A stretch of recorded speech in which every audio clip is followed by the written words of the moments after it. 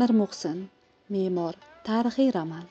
O'zbekiston xalq yozuvchisi, davlat mukofotining laureati Mirmuhsin Mirsaidov ushbu romanida o'tmish me'morlarining hayoti, beqiyos san'ati va o'sha zamon ziddiyatlarini tasvirlagan. 15-asrda Movana-Unnahar va Xurosonda me'morchilik san'atining mislsiz rivojlanganini, obidalar va tarixiy yodgorliklarni me'mor-u muhandislar bilan birga xalq qurganini keng hikoya qilgan.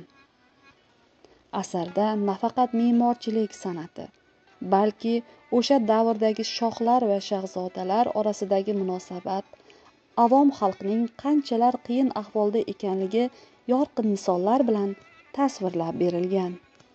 Shuningdek, asarning asosiy qahramonlari Najmiddin Buxoriy, Badiya, Zavrak, g'avvoslar obrazi orqali insoniy munosabat, adolat mezonlari, vatan saodati, sevgi va sadoqat, shuningdek onalik muhabbati ham yorqin uslubda tasvirlangan.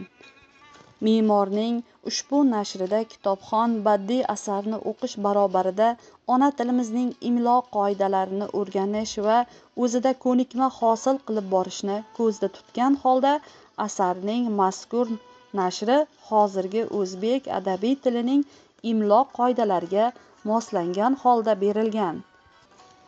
Aziz kitobxonlar, ushbu me'mor tarixiy romanni o'qib chiqishni sizlarga tavsiya qilamiz.